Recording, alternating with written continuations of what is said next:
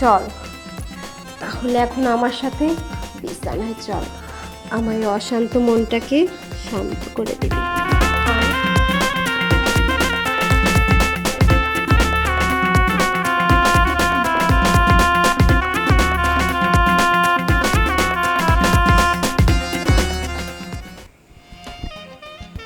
শফিক, জি madam. এদিকে আয় তো। বলেন ম্যাডাম। ও বাবা, ওখানে কেন বসছিস? ওঠ উপরে বস। এখানে বসবো? হ্যাঁ বস। বলেন ম্যাডাম। তোর স্যার কি বলে গেছে মনে আছে? হ্যাঁ মনে আছে, মনে থাকবে না কেন? স্যারে বলে গেল আপনার দেখাশোনা করতে, আপনাদের এই সংসার সব কিছুর দায়িত্ব আমার উপর দিয়ে গেছে এবং আপনার যখন যেটা লাগে সব আপনাকে দিতে বলছে। হ্যাঁ, আমার যখন যেটা লাগবে সব তাহলে তুই দিবি কিন্তু। দেবো তো। তাহলে তো দূরে বসে দিবি কিভাবে? কাছে এসে দে। কাছে আসবো? তুই কি কিছুই বুঝিস না? এটা কি করতেছেন ম্যাডাম? কি করতেছিস তুই কি বুঝিস না? দেখেন একটু ছুঁয়ে দেখ তো আমাকে। আমার কি রূপে যৌবনে কোন দিক থেকে কম আছে বল? না ম্যাডাম, সবই ভরপুর আছে, কিন্তু তোর স্যার তো বোঝে না, তোর স্যার তো আমাকে রেখে ওর বাইরে থাকে। আমি এই রূপ যৌবন নিয়ে একা একা কিভাবে থাকি বল? একটা মেয়ে মানুষ কি চায় বল তো? টাকা পয়সা বাড়ি গাড়ি কিচ্ছু লাগে না, শুধু একটা জিনিস চায়, আর ওইটাই তোর স্যার নেই। ম্যাডাম দেখেন, আপনি আমাকে এসব কথা বলেন না, আমার চাকরি চলে যাবে। স্যারে যদি কোনোদিন জানতে পারে আমাকে মেরে খেদাবে, আমার চাকরিটাও চলে যাবে, তখন আমার না খেয়ে থাকতে হবে। ওরে পাগল, তুই যদি আমার কথা না শুনিস তাহলে আমি তো তোর চাকরি নট করে দেব। চুরির দায়ে তোর এই বাড়ি থেকে একদম খেলে। না না ম্যাডাম, এটা আপনি করবেন না, কারণ চুরির দায়িত্বে খেদাইলে পুলিশে ধরবে, আমাকে মারবে। আপনি যা বলবেন আমি তাই শুনবো, তাও এই কাম করেন না ম্যাডাম। সত্যি তো? বললাম না, ওই একটা জিনিসই তোর স্যার আমাকে দেয় না, যেটা প্রত্যেকটা মেয়ে মানুষ চায়, একটু সময়, একটু ভালোবাসা। আর তোর স্যার তো বলে গেছে আমি যা যা চাই তুই আমাকে সব দিবি। চল তাহলে এখন আমার সাথে বিছানায় চল, আমার এই অশান্ত মনটাকে শান্ত করে দিবি।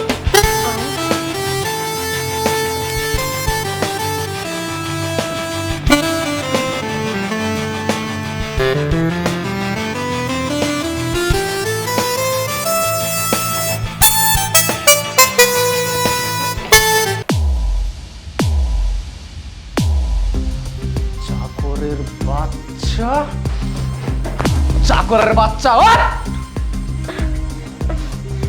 তোর এত বড় সাহস! এই দেখো না, তুমি তো বাসায় ছিলে না, সেই সুযোগে এই চাকরটা আমার সাথে কি করেছে! ছি ছি ছি। এই তোকে আমি আমার বাবার মতো বিশ্বাস করতাম, আর তুই কিনা শেষ পর্যন্ত আমার স্ত্রীর দিকে, ছি!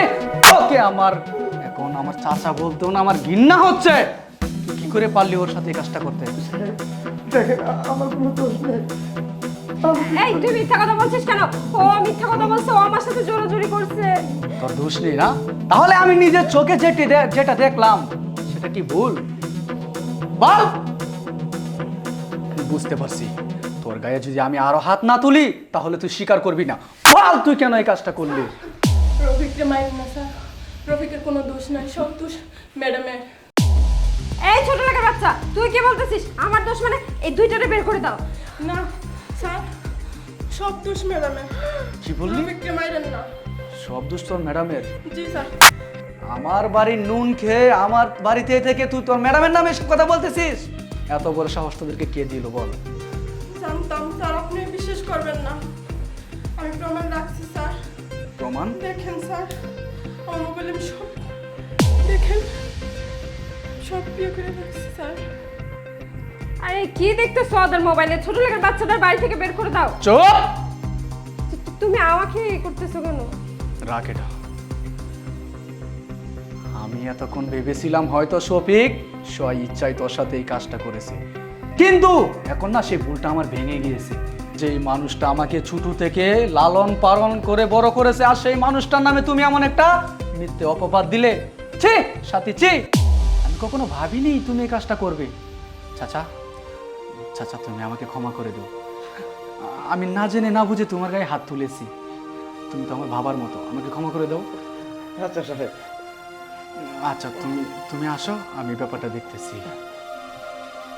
বাবু শোনা, বিশ্বাস করো, হ্যাঁ আমি না ওইরকম না। ওরা মোবাইল অ্যাপসের মাধ্যমে কি কি জানি করছে। এই গরিব ফকির ছোট লোক এদের বের করে দাও বাসা থেকে। হ্যাঁ, ওদেরকে বাড়ি থেকে বের করে দেবো, তাই না? আর কি বললে তুমি? বিশ্বাস? আরে বিশ্বাস করে না একটা বিষাক্ত সাপকে পকেটে ভরে রাখা যায়, কিন্তু বিশ্বাস করে যে তোমাদের মতো চলনময়ী নারীকে হৃদয়ে স্থান দেওয়া যায় না, সেই কথাটা আমি ভুলেই গিয়েছিলাম। Out, I say get out. বাবু কি বলছো? হ্যাঁ, আমার বাড়ি থেকে এখন এই মুহূর্তে তুমি বের হয়ে যাবে, আর ডিভোর্স লেটারটা সময় মতো আমি তোমার বাপের বাড়িতে পাঠিয়ে দেব। আউট।